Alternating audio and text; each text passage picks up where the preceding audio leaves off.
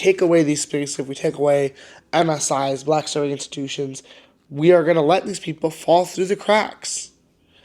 And so, yeah, I'm hoping and we're hoping that this podcast, captures that. I know, sometimes it's going to be tangents, sometimes it's going to be funny things, and, maybe we're going to be talking about serious things like, our space is being shut down. But that's what I think encapsulates life.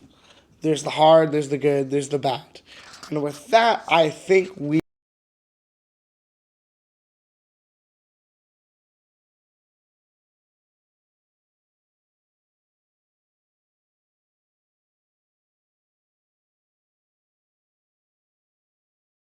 think, is there any other comments, questions, concerns we might want to mention in regards to who we are, Arrow, the space that we're creating?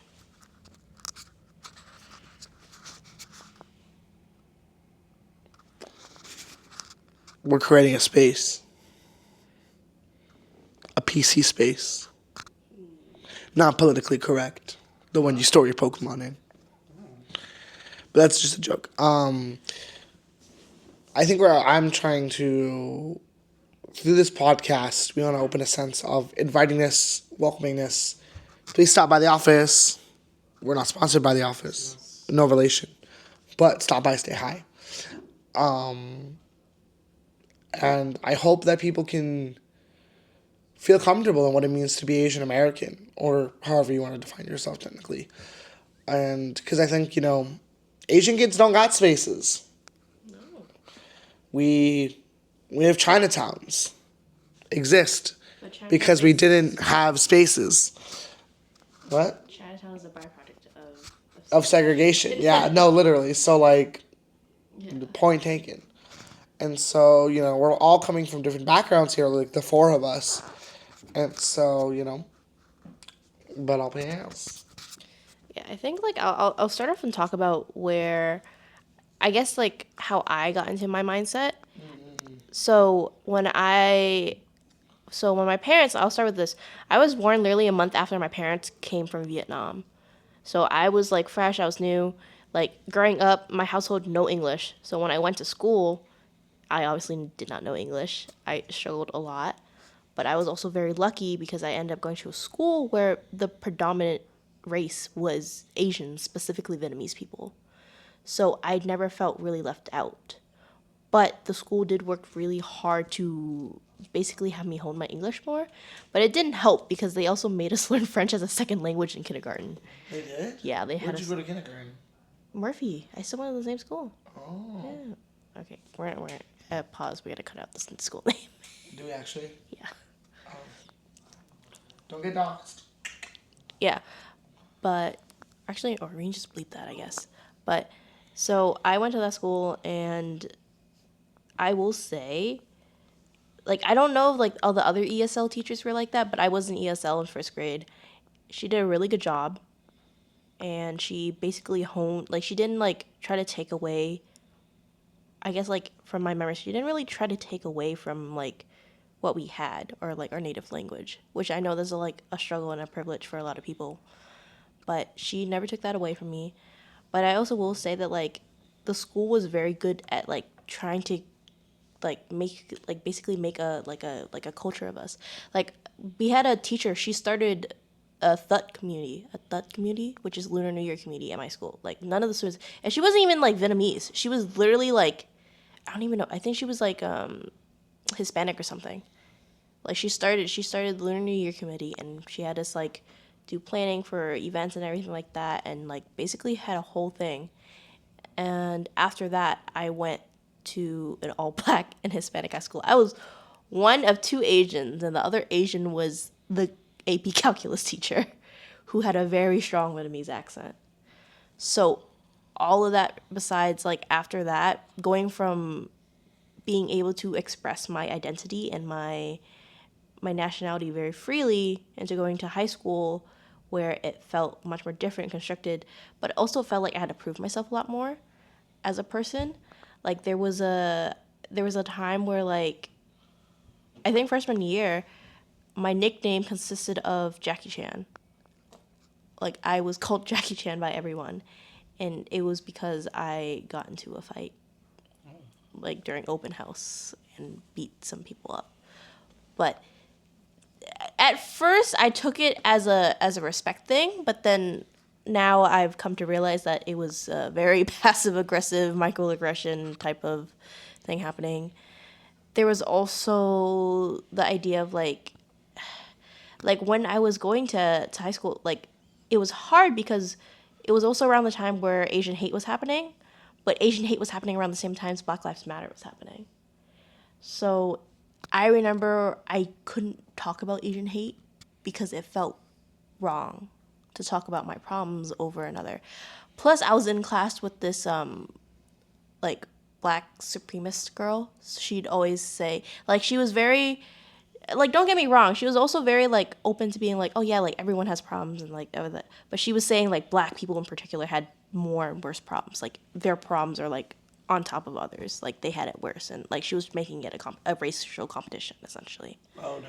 Yeah, she was doing that. But it just like it was in a very environment where I couldn't really hone much of my identity because it was wrong to be Asian, or it felt like I couldn't be as Asian as I was. And I was also told that I was very Asian to be American and very American to be Vietnamese. Like it was just I had a lot of like microaggressive quotes directed at me. I also had a very bad experience with a math teacher that that Kevin knows about very well. I like flipped a table and like cussed him out and like walked out because he basically did not want to help me in class because he basically insinuated because I was Asian, I would have picked it up better and I would have learned. But that was essentially like my whole mindset growing up. I don't know if like anyone else has any stories or experiences to share. Sorry, Jasmine. You might have to cut this out. Fuck the Stop Asian Hate movement in Boston. Fuck it as a movement. It's performative. They disagreed when they came. They held a rally in Boston and they completely disregarded local community orgs. And fuck them. And so, because they wanted to hold their Stop Asian Hate rally on the same day that Breonna Taylor's death anniversary was, they're holding a vigil for her. And organizations like Viet Aid and AARW were like, don't do that. Like, bad idea. Because obviously, we want to stand in solidarity and not make this whole, like what you were talking about earlier, like, race blame problem game. And they were like, no. And then they flew out some alcoholic from California to speak.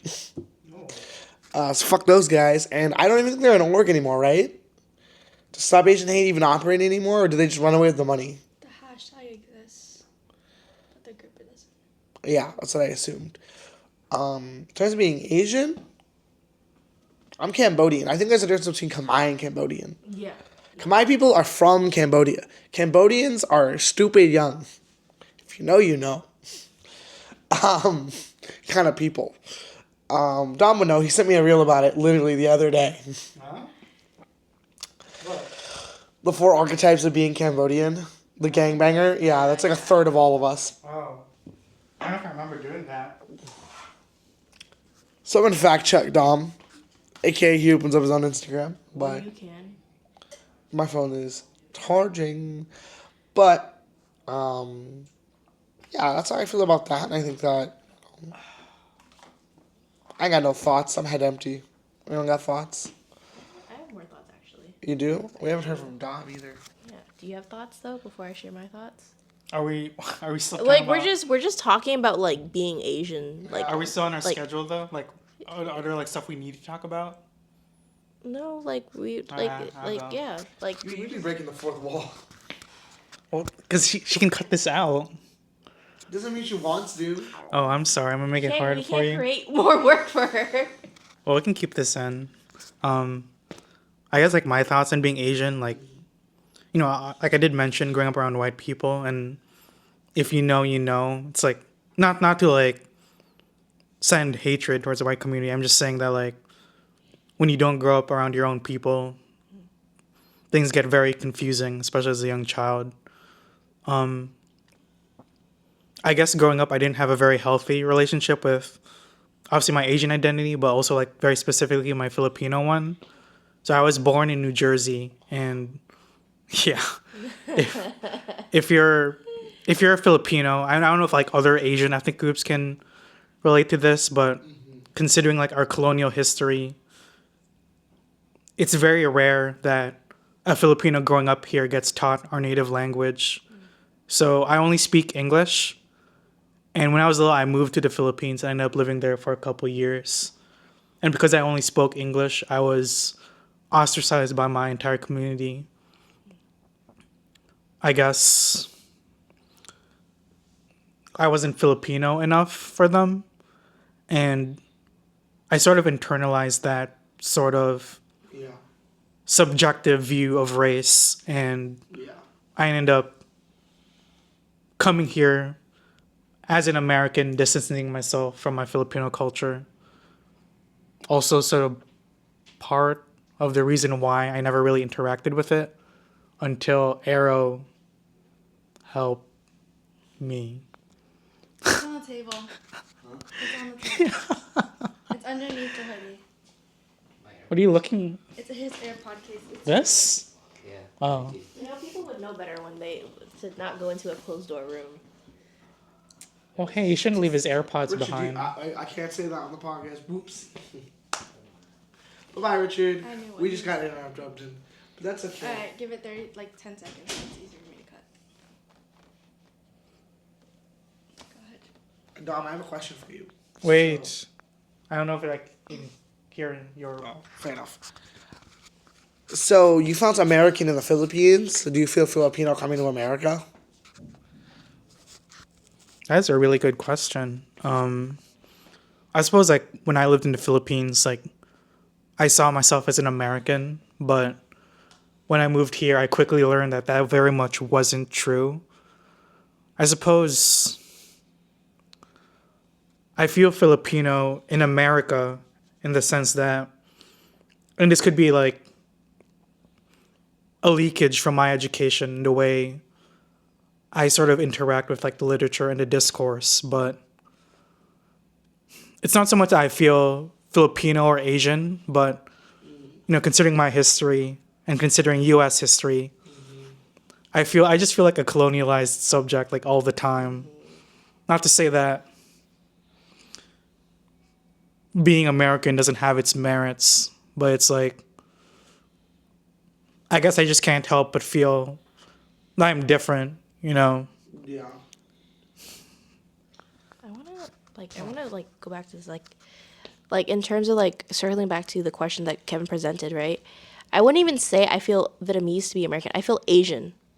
Like I feel like my nationality has been like wiped out in like the past few years, considering like the rise of the commodification of Asian culture. Oh boy. Like So do you think I you're just Asian? like I feel like just like in Are we presentably. becoming like the white people? Yeah, like I feel like it's just like our nationality is like just everything like now? it's just in general, or like I'm like wrapped up to be like Chinese or Korean or Japanese. Like I'm Northeast Asian. I'm not Southeast Asian. Like it's like people like come to me and they're like, "Oh, are you Korean?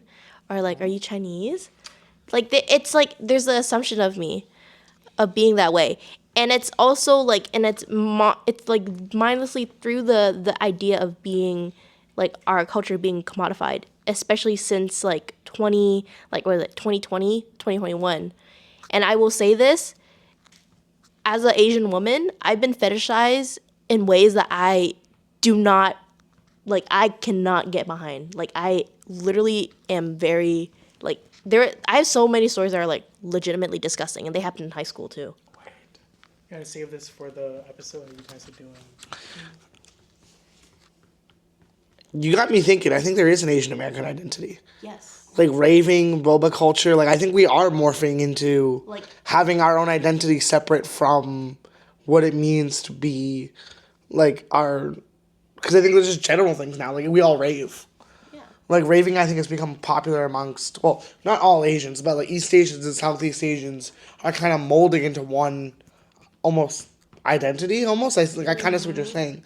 But then we live on the East Coast. The West Coast things are different. You have multi-generational Asians who have lived there for generations.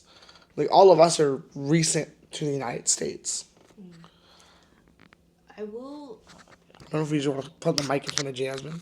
Yeah. We just yap across the middle. Like there's also there's there's also the thing about it too where like when you're like and I'm saying this because like before it wasn't like as noticeable, but now it's like as like people are slowly discovering Asian culture, and also like, and I'll say this, and it is because of like the fashion and the makeup industry and everything. Like there is this like distinctive need of being the cool girl, the alt girl, and a lot of times that would mean pulling people's culture and turning it into something. I guess like one of the biggest examples would be like Korean skincare. Like that started everything, and then did you guys see how like people walk like in Australia, people left an 80s concert because it wasn't K-pop Demon Hunters. Yeah. Like there was like a crowd of people who left, and they were like, this is not K-pop Demon Hunters. Like they were so upset about the fact that like 80s, who is a very much big K-pop band, weren't performing K-pop Demon Hunter songs. Like it wasn't. That's pretty valid. Like the people were like, no, but like they were buying it because it wasn't even like it was like no part of like the advertisement for it was K-pop Demon Hunters. It was just K-pop. So people were just like, K-pop equals K-pop Demon Hunter. What? That's hilarious. Like like there was video clips of people just like leaving the concert. But like K-pop and Psy were like synonymous for 10 years. No, but the thing is, people when Gangnam Style became a thing, people didn't see it as K-pop. They just saw it as a funny guy dancing with a really catchy tune. Gangnam Style 2 is coming. Yeah, I know. But like it was like even Pokemon, like Pokemon Mania came out. I'm gonna go back to the Pokemon card. See, there's a reason why we talk about Pokemon on this podcast. Like Pokemon Mania, when that shit happened in like the 1990s, and it came on. This is how it works. Culture, like for the sake of profit, gets diluted of its depth and culture to be aesthetic, to be digestible. Are you saying this Bulbasaur is my culture? Yes. Just because I know, I'm not saying it's like culture, but I'm saying that like Pokemon is anime and people don't see it as anime. Like for the first like part of like basically the early Pokemon, like there was like a thing about it. It's like the same, you could have the same conversation. Like I guess like the closest beat of like Boombox. Like, is it Boondogs? Yeah, Boondogs. Or, like, even Avatar The Last Airbender. Like, those are, like, in a way of sorts, like, the style is similar. It's not anime.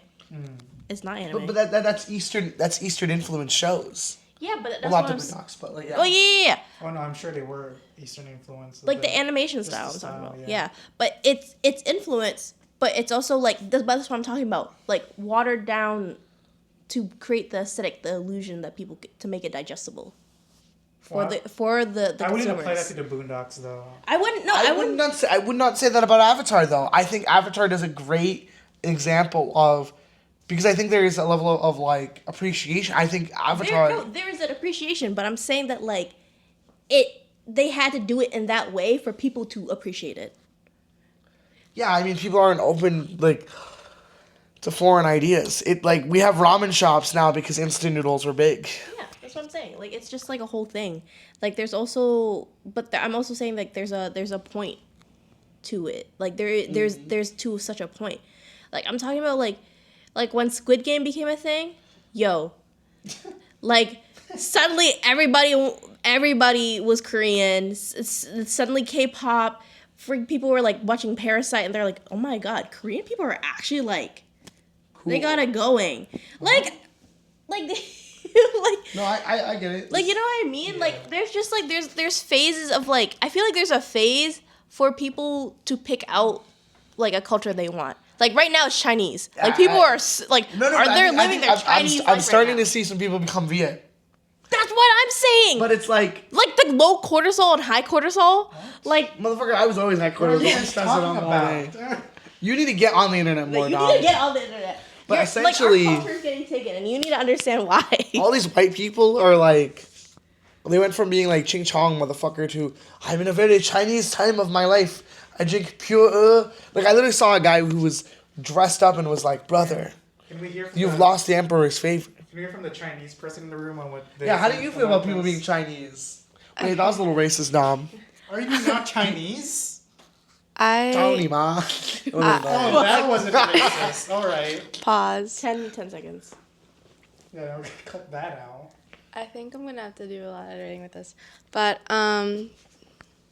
as mentioned, I am Chinese, Vietnamese, American.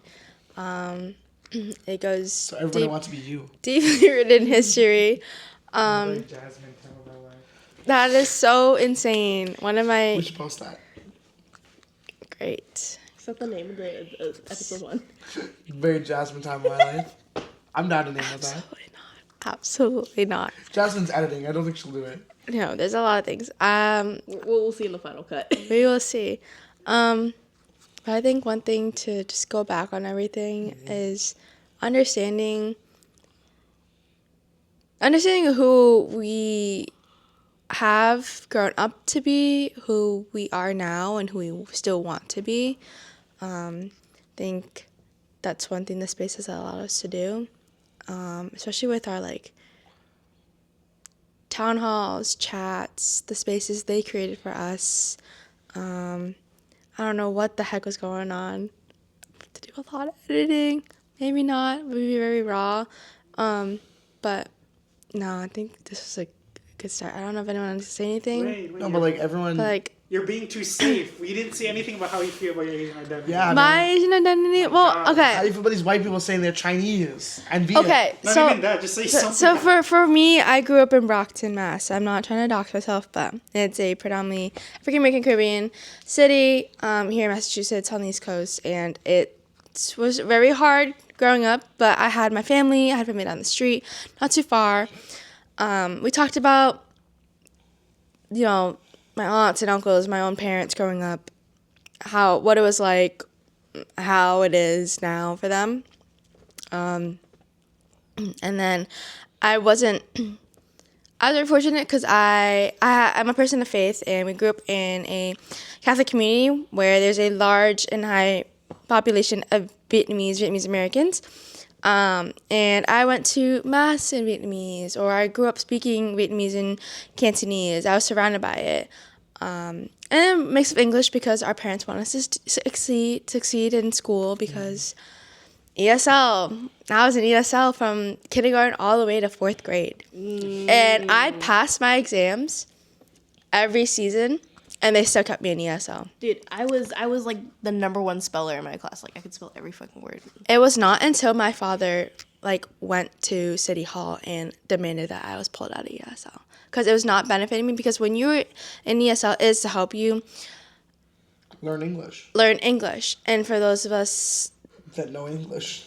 that grew up learning English, this enhanced your English, but you were taken out of your core English courses to go to ESL.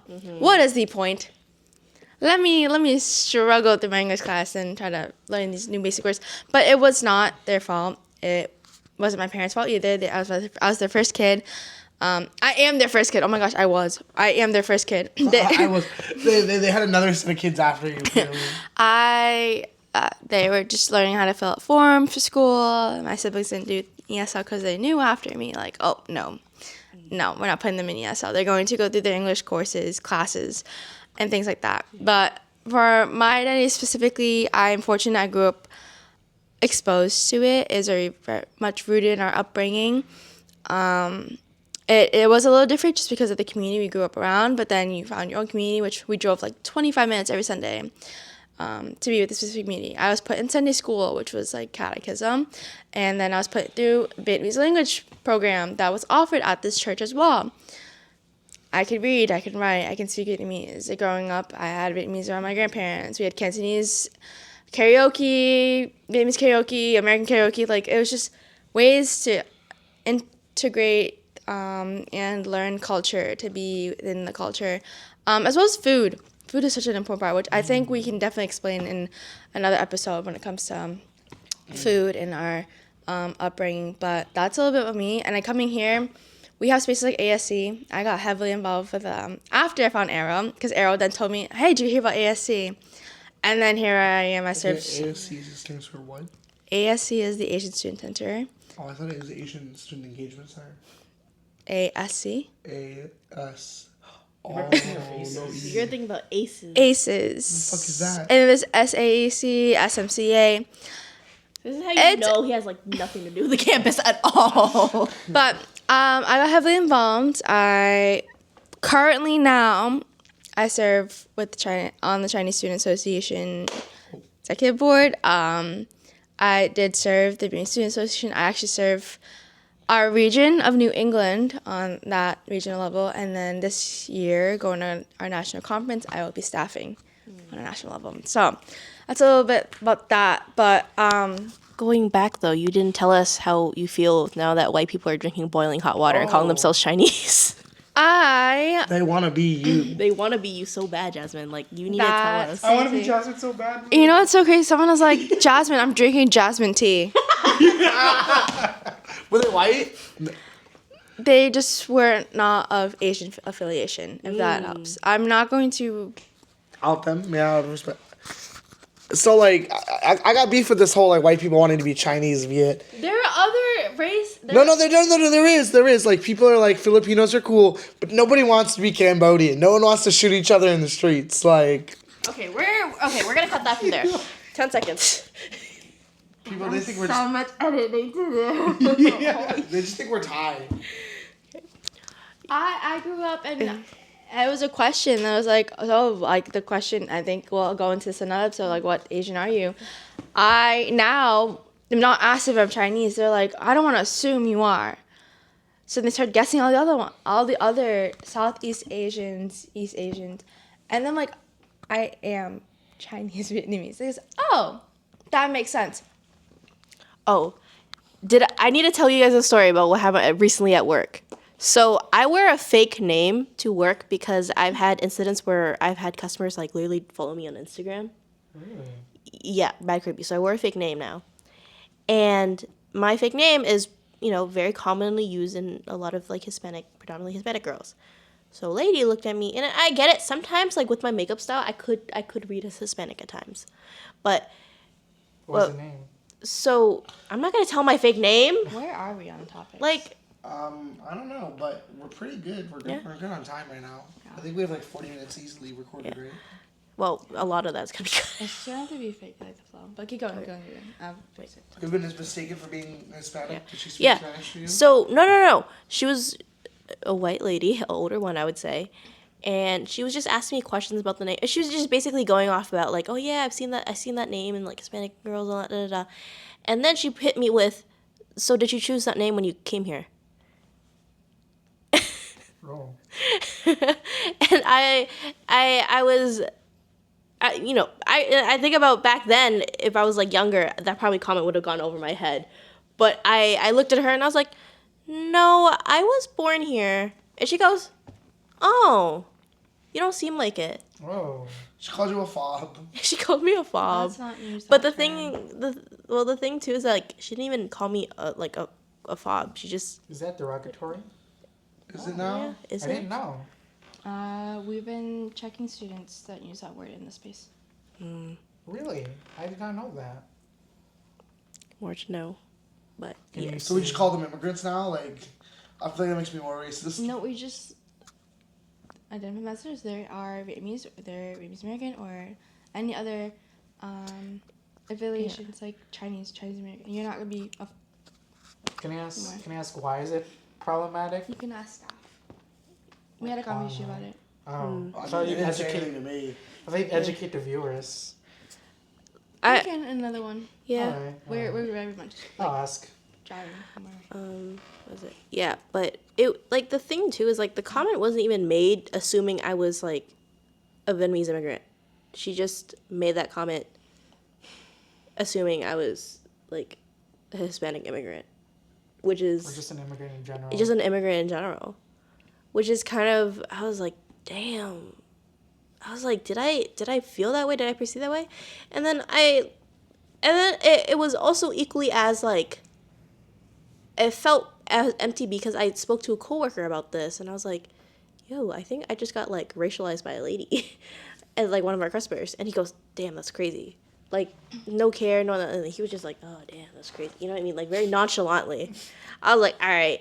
But anyways, going back to the I guess like the commodification and like the I guess the metro. Like I think right now we're like at least for the I wouldn't even say it, but like I wouldn't say it's like aiming, but I feel like the current popular race is Filipinos right now. I'm not sure if you know that, but the current popular race right now is Filipinos. Is it because of the oob? No, yes.